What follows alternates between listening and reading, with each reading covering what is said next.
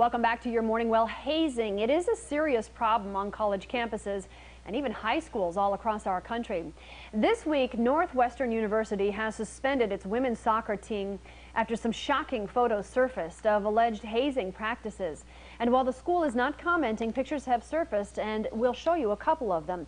They show women's Northwestern soccer newbies in t-shirts and underwear, some wearing blindfolds with their hands tied behind their backs, others with words and pictures scrawled across their bodies and clothing, and some drinking alcohol, others engaging in lap dances, as you see here. So how serious is this problem, and how common is it across our country? Joining us live to talk about it is Douglas Fierberg, an attorney specializing in hazing law. He joins us from the nation's capital this morning. Good morning to you, sir. Good morning. How are you? I'm good, thank you. This incident that happened a year ago is just coming to light now. Northwestern saying they're just hearing this case. Are there a lot of them out there that just never go public? Yeah, there are. In the study that was performed in 1999 by Alfred University, they reported that 79% of NCAA athletes have experienced hazing, and approximately 50% of kids in high schools as well. So you deal with this on a day-to-day basis. How big is this problem? Well, it's fairly reported that since 1970, at least one person has died at universities every year as a result of hazing. And which obviously would equate to a big problem, but are there a lot of things that are happening out there that we don't know about, and what's the level here? Take us inside the world of hazing, in other words. Well, there are a number of incidents on sports teams that have resulted in acquaintance rape, other forms of sexual assault.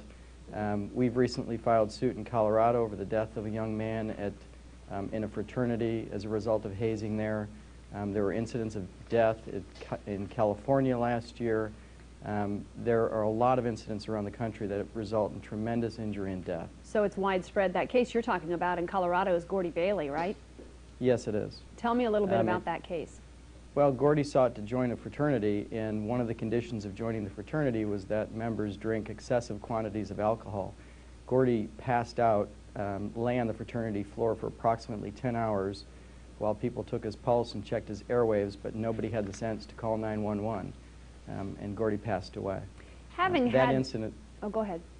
No, I'm just saying that incident is fairly typical within the Greek industry and often shows up as well in the school groups where individuals consume excessive quantities of alcohol to join the team or to show their worthiness, and then suffer serious injury or death. Along with drinking, there are other activities that happen as well. What defines hazing? Well, approximately 43 states have criminalized hazing and define it in different forms, but a fair definition of it is any activity that threatens to cause serious physical or emotional injury as a condition of joining a school group. Typically, you know, we have incidents where there is no serious physical or emotional injury, and that really doesn't rise to the level where states are regulating that conduct. When you look at some of the pictures like the ones we showed you from Northwestern University and some that we've seen in the past, it does seem that these groups take great pride in almost coming up with things that are quite embarrassing. What are some of those torturous activities that are happening? What are the worst cases you've heard of? Well, I've handled a number of them that have resulted in death, where they're beating people with chair legs and canes and whips, holding heat lamps to their face sometimes because they're not black enough to join a particular school group. I represented a young man in a high school incident where they held him down and prodded him in the rectum with a broomstick that they had labeled Pedro. Part of the problem with the Northwestern issue is that it's this type of behavior that, if it's not stopped, often gravitates to more serious misconduct, as from year to year the students decide that there are even more ways that they need to humiliate or hurt somebody. So, Mr. Fierberg, are you of the knowledge, or are you of the standing that these incidents that are happening on campus, the campuses are aware of, the colleges are aware of, but they just are being allowed to happen? Or do you find that this is all happening very secretly behind closed doors and no one ever hears or knows of it? Well, I'm not prepared to say that colleges are tolerating it, because when the incidents do come out into the open, they often take stringent measures against the school groups. I mean, we've seen examples where at the University of Vermont, the hockey team was suspended for an entire year.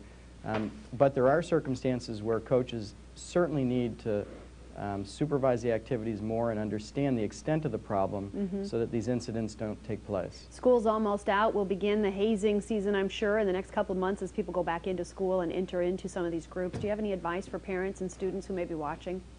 Yeah, they need to understand the extent of this problem. They need to understand that their children are going to be tested to join certain school groups, and that they have to be told that they have to say no, and they should report it and expect that the school takes serious action against the other students or the school groups that permit it or engage in that conduct. Attorney Douglas Fierberg, thanks for joining us. We appreciate it.